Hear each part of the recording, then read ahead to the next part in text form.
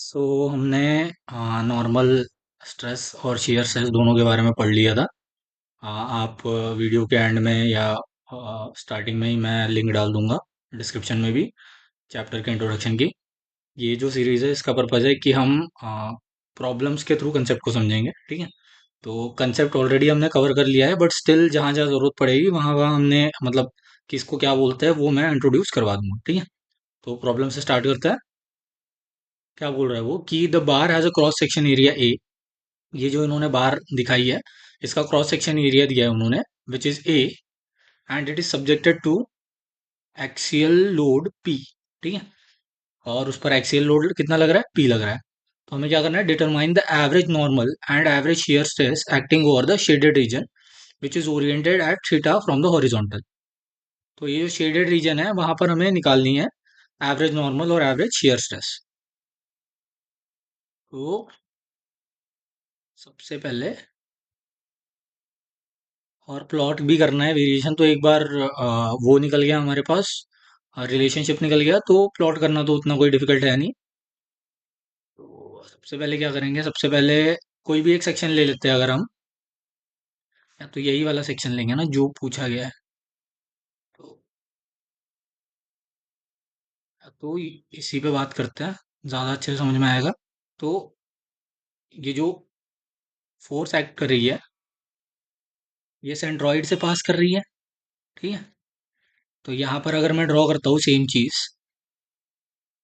थोड़े ऐसे कलर में जहाँ जिससे दिखे आपको, तो ये भी सेंट्रोइड से दिखेगी इस टाइप से, पी। मतलब इस क्रॉस सेक्शन पर भी पी ही एक्ट करेगा। अगर आप सेक्शन काट के देखते हो, जो कि मेरे लिए ड्रॉ करना थोड़ा सा डिफिकल्ट हो जाएगा, बट स्टिल ट्राई कर लेते हैं। ये आपका है रेक्टेंगुलर क्रॉस सेक्शन।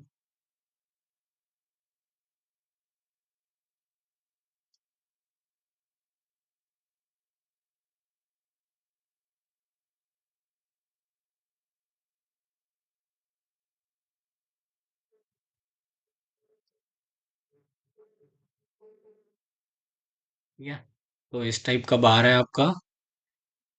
और रैदर देन ऐसा स्ट्रेट क्रॉस सेक्शन नहीं है वो, ठीक है। अगर स्ट्रेट क्रॉस सेक्शन होता, मतलब यही क्रॉस सेक्शन होता, तो इस क्रॉस सेक्शन पर कितना फोर्स लग रहा होता, इस क्रॉस सेक्शन पर, मतलब ये वाले को अगर मैं निकाल के लाता हूँ, इस क्रॉस सेक्शन पर कितना इंटरनल फोर्स लग रहा होता, वो होता पी के बराबर, ठीक है। वो कैसे पता चलता हमें, सेम दोनों साइड पी लग रहा है, ठीक है। दोनों साइड पी लग रहा है, तो बीच में से अगर काट के देखेंगे हम, फ्रंट व्यू देखते हैं बस, बीच में से अगर काट के देखेंगे, तो दिस इज पी। तो यहाँ पर अगर इंटरनल फोर्स में एन बोलूँ, तो इक्विलिब्रियम के हिसाब से क्या हो जाएगा, पी और एन दोनों बराबर होंगे। मतलब अगर फ्लैट होता तो पी और एन दोनों बराबर होते। अगर कोई और भी क्रॉस सेक्शन एरिया ले लेता हूँ मैं, जैसे इसका मैं अगर फ्रंट व्यू बनाऊँ, ठीक है। तो इसका फ्रंट व्यू कैसे बनेगा, इसका फ्रंट व्यू कुछ इस टाइप से दिखेगा। I hope you are clear with the front view, कि मतलब सामने से इसको देखेंगे तो ये कुछ इस टाइप से दिखेगा, ठीक है। जो हमको हमारा सेक्शन काम का है उसका वाला बनाएंगे हम बस।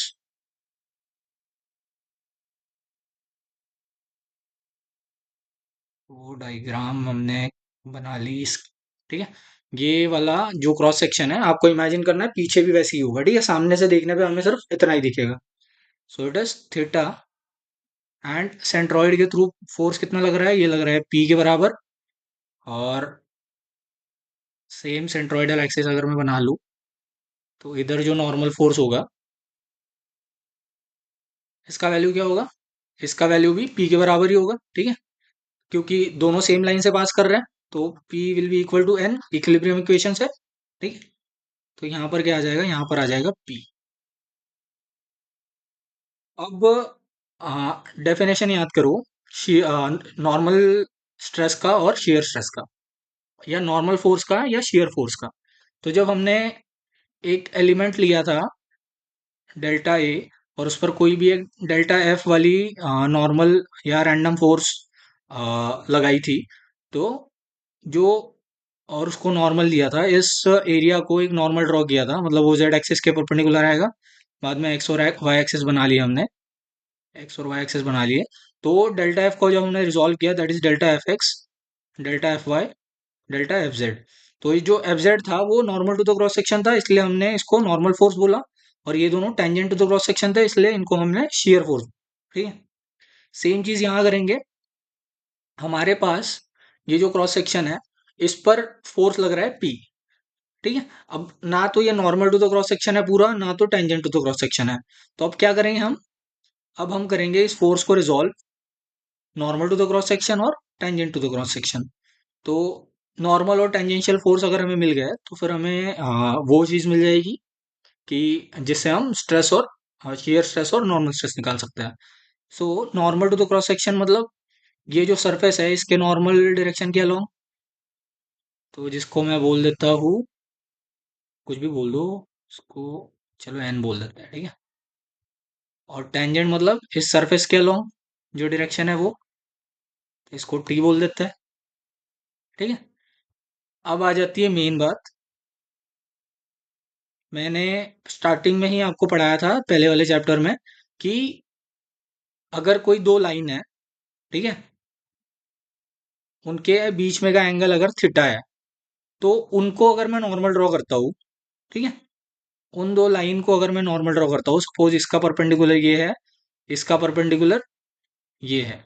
ठीक है, तो दोनों नॉर्मल के बीच में का भी एंगल ये थीटा होगा। ठीक है, ये मैंने प्रूव करके दिखाया था, प्रूव करना कुछ ऐसा डिफिकल्ट है नहीं, लेकिन टाइम लगेगा फालतू में। तो अभी के लिए मान लेते हैं कि ये मैंने कराया हुआ है पहले वाले वीडियो में, सबसे पहले वीडियो में, कि दो लाइन के बीच में का जितना एंगल होता है और उन दोनों के नॉर्मल के बीच में का जितना एंगल होता है, दोनों सेम होता है। That is angle between two lines या तो planes and their normal are equal.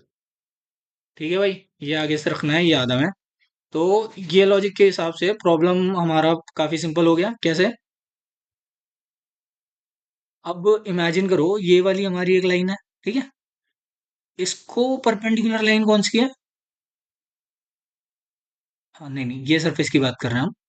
तो ये वाली लाइन है, इसको परपेंडिकुलर लाइन है ये एन, ठीक है, ये वाला सरफेस को।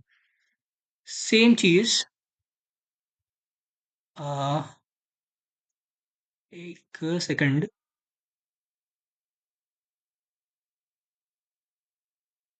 तो ये थीटा है हमारा, तो ये वाले सरफेस को नॉर्मल है ये, ठीक है, मतलब ये वाला जो सरफेस है, ठीक है, इसके नॉर्मल डायरेक्शन में ये है एन। ठीक है, तो मतलब ये आपस में परपेंडिकुलर है, इतना क्लियर है।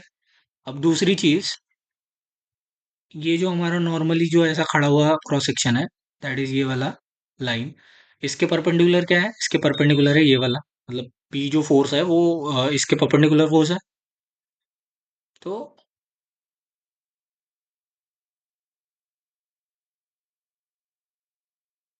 हमारा अ, इस लाइन के बीच में और इस लाइन के बीच में एंगल कितना है, ये थीटा है, ये 90 है, तो ये कितना हो गया, ये हो गया मेरा 90 माइनस थीटा। क्लियर है ना ट्रायंगल लॉ से, कि sum of all the angle is 180 degree, तो थीटा प्लस 90 प्लस ये हमें नहीं पता था तो एक्स बोल दिया, इज इक्वल टू 180। ठीक है, तो एक्स की वैल्यू निकालोगे तो 90 माइनस थीटा आएगा। इतना क्लियर है, ये सब झमेला हम कर क्यों रहे हैं वो बता रहा हूँ। तो ये हमारा एक प्लेन हो गया, ये तो लाइन हो गई, ये एक हमारी लाइन हो गई। ठीक है, इसके परपेंडिकुलर है एन, और ये वाली लाइन के परपेंडिकुलर है पी। तो ये दोनों के बीच में जितना एंगल होगा, मतलब ये वाला एंगल, और ये दोनों के बीच में का जितना एंगल होगा, ये मतलब ये वाला एंगल, ठीक है, तो ये दोनों सेम होंगे। तो ये वाली लाइन और ये वाली लाइन,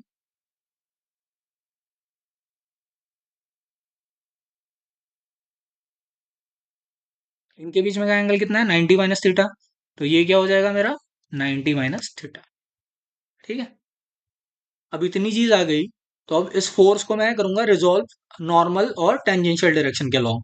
तो इसका नॉर्मल के अराउंड कंपोनेंट कितना आएगा, हमें पता है कि अगर इस टाइप से कोई होता है वेक्टर, ठीक है, आर, और उसका किसी भी एक्सिस से, सपोज एक्स एक्सिस हो गया, वाई एक्सिस हो गया, इसका एक्स एक्सिस से थीटा एंगल है, तो एक्स एक्सिस के अलोंग कितना कंपोनेंट आता है, एक्स एक्सिस के अलोंग कंपोनेंट आता है हमारा आर कॉस थीटा के बराबर, और वाई एक्सिस के अलोंग आता है आर साइन थीटा के बराबर।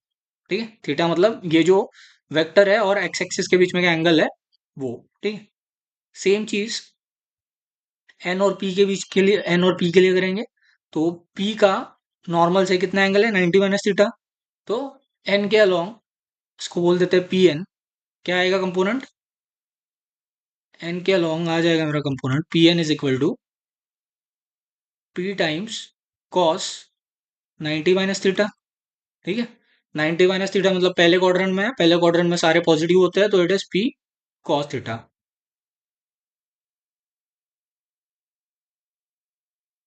ये तो हो गया पी एन की वैल्यू। ठीक है, पी एन निकाल लिया हमने। अगली चीज हमारी है पी टी। ठीक है, सेम साइन थीटा। तो पी टी हमारा आ जाएगा is equal to P times sine of theta, और थीटा क्या है, 90 माइनस थीटा है। ठीक है ना भाई, ये वाला एंगल लेना है। तो it is P times sign 90 minus theta is cos theta. तो पी टी आ जाएगा अपना भाई, ऊपर लिख देते हैं पी एन आ गया अपना पी कॉस थीटा,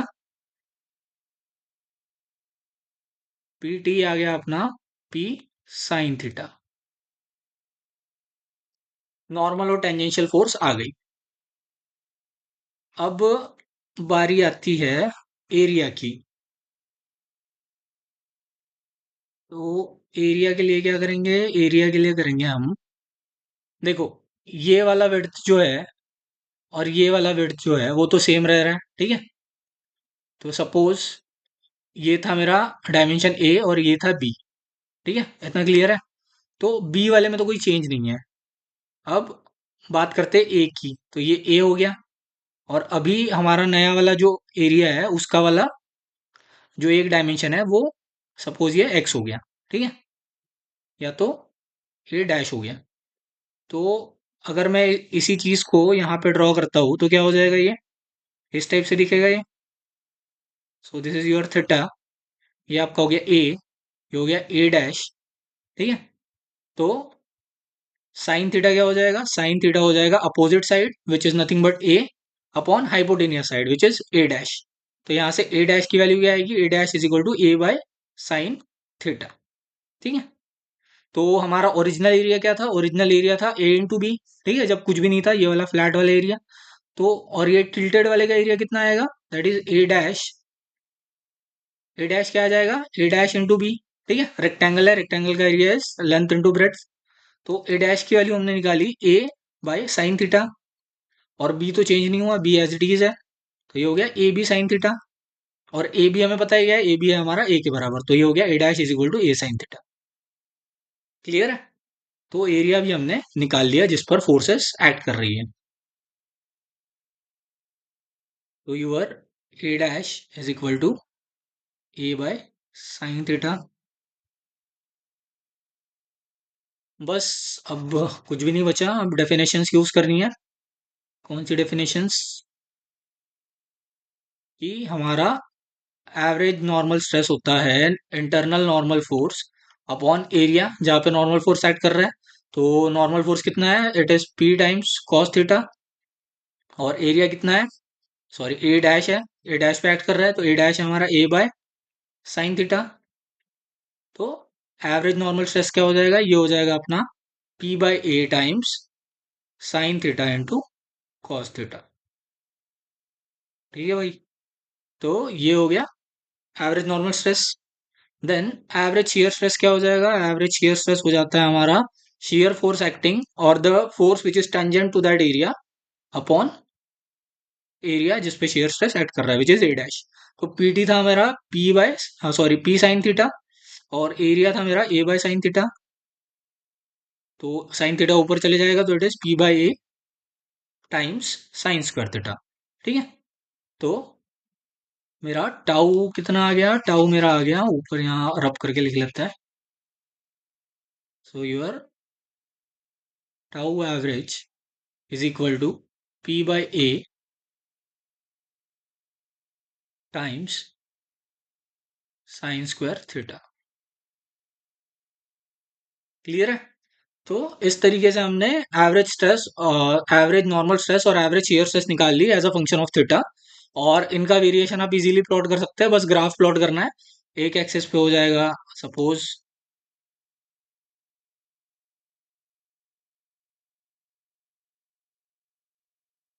मैं बता दे रहा हूँ कैसे करना है ग्राफ प्लॉट, अगर आपका मन है करने का तो